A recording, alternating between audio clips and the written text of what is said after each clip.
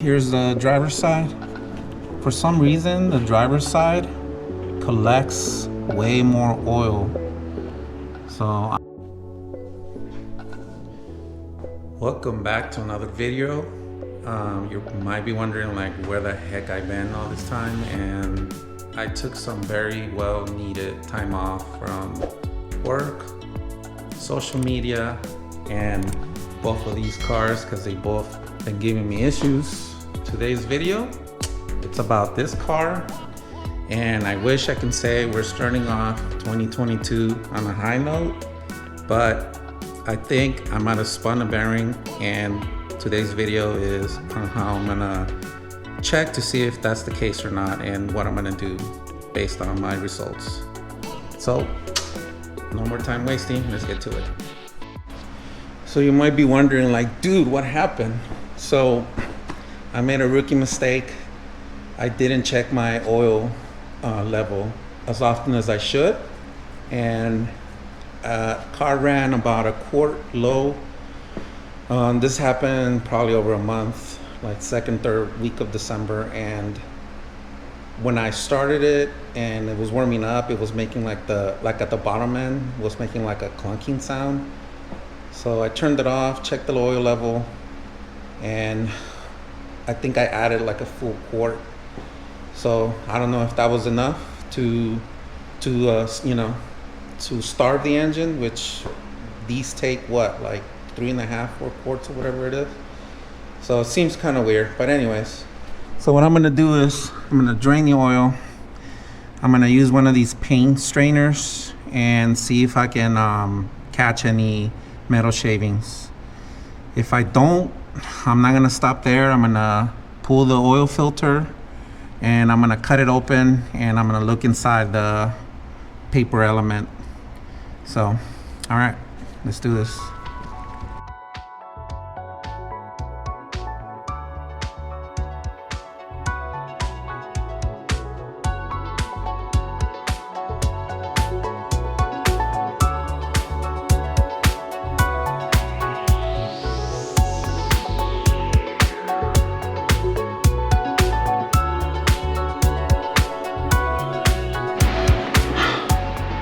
So I think I might have gotten lucky because I am not seeing anything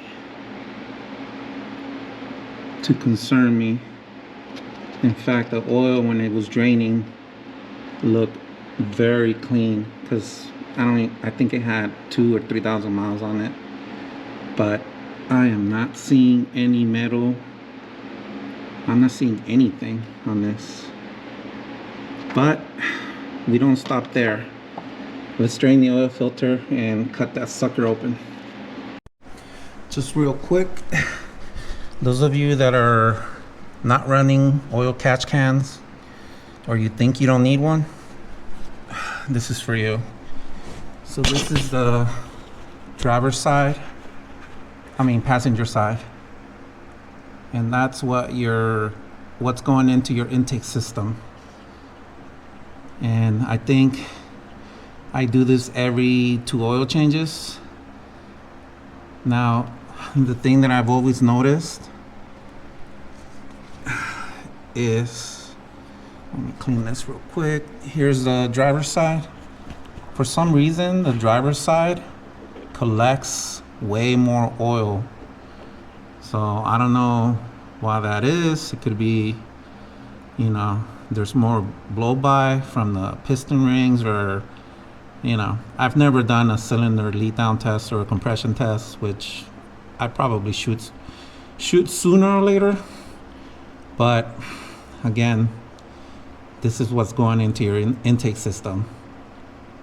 So just an FYI for those of you that don't know or think that you don't need one, or always ask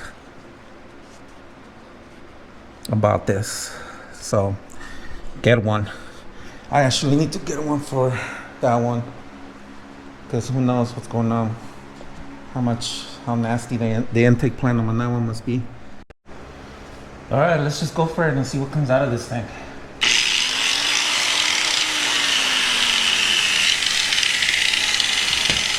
Actually, big no eye protection. Okay.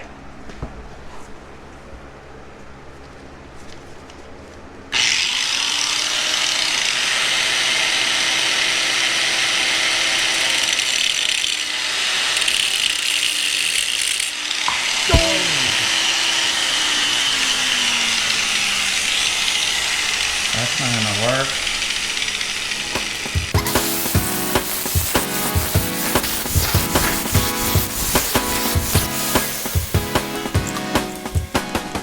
So I think I got lucky. It looks super clean. There's no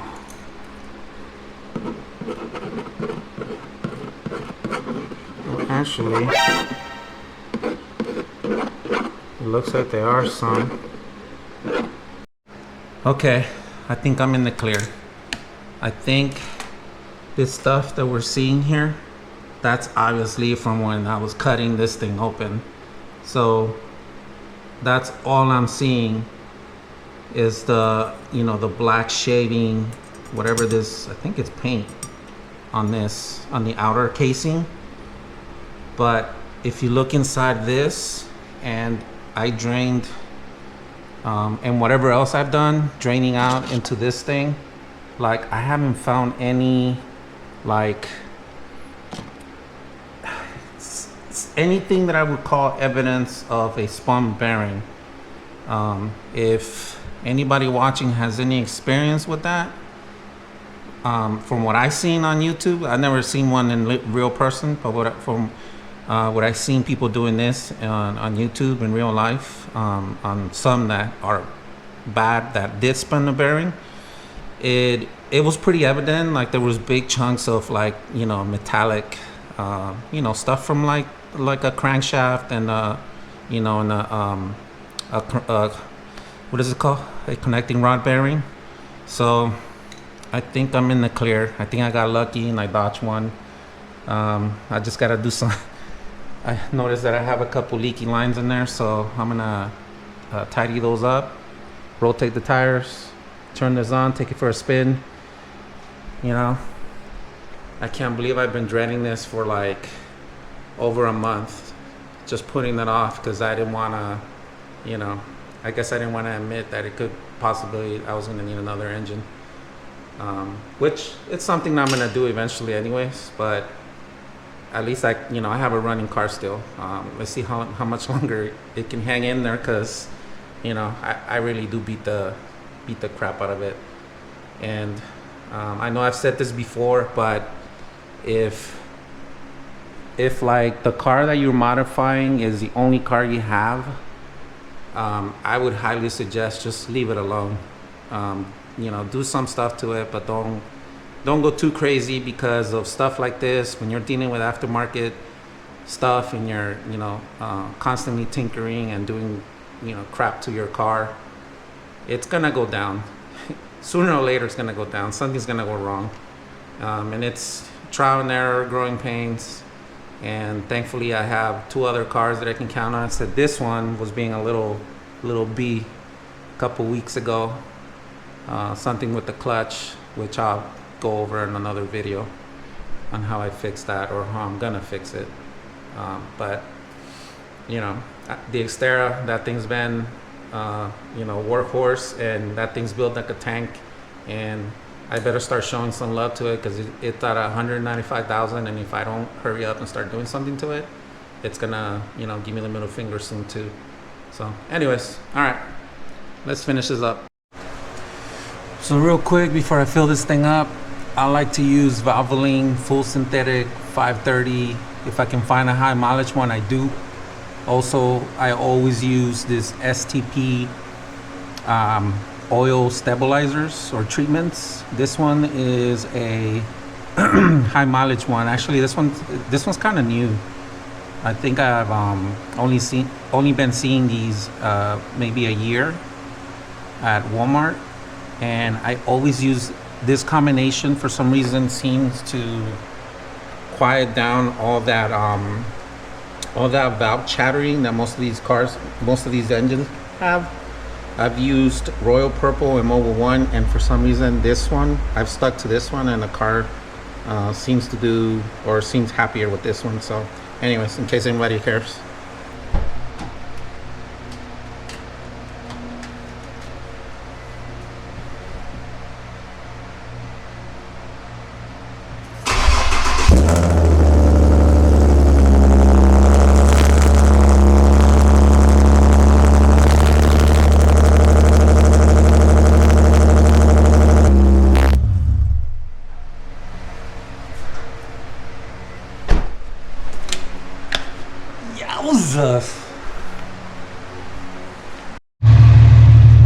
I think I found the source of my noise, and I believe it's coming from the AC compressor. So the sound was from here, and when I turned the AC on and used these what do they call these, automotive stethoscopes, I could definitely hear it got a lot louder once I turned the AC on. And actually, if you I put my hand on it too, and I felt the vibration pick up as well. So I think you can hear it right now. It's almost like a humming vibration. Sometimes it chatters, but it did it more earlier when I had just started the car. Now that it's warmed up, it's kind of like gone away a little bit. So I'm gonna have to do more. I'm gonna have to investigate that more.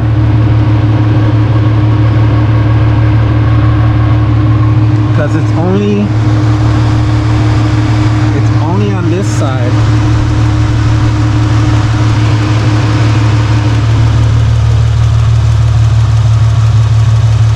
So I'm like 90 something % sure that it's an AC compressor. Anyways, either way, check your damn oil. Don't do the same thing I did, and you know, try to check it every people say every other fill up. I do it every weekend, unless you know yours burns a lot of oil, then you want to check it more frequently.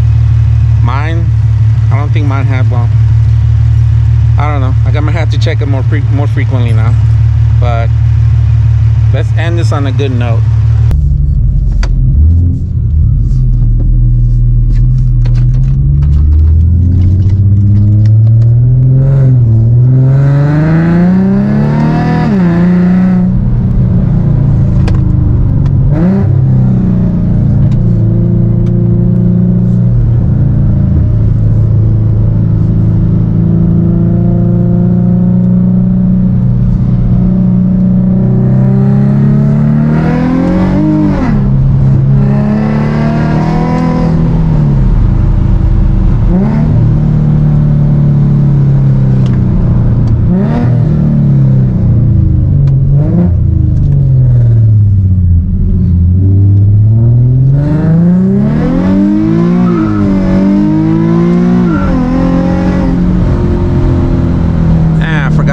This thing picks up.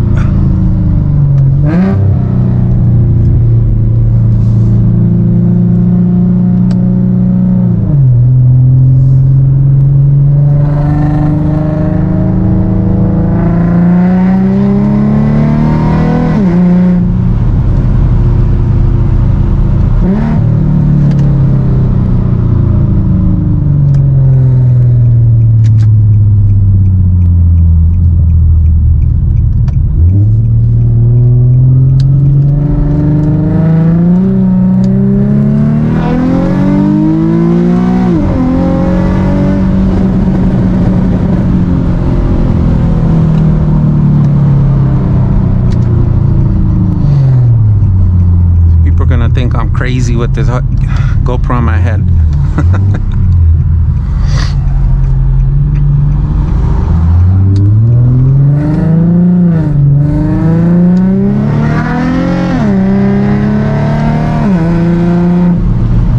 Well, I mean, the car feels good.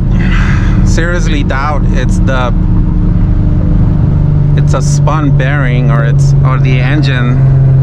There's something wrong with the engine. Like I said, I'm almost in the 99% sure it's that AC compressor,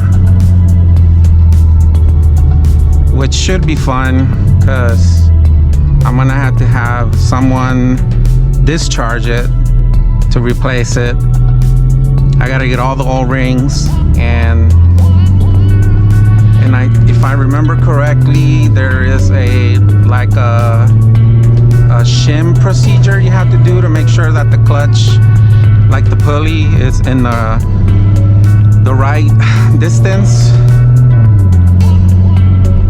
Unless it already comes, you know, as is. When I used to work at the Honda dealer, that's the way you would have to take measurements and put shims behind the clutch to get it just right.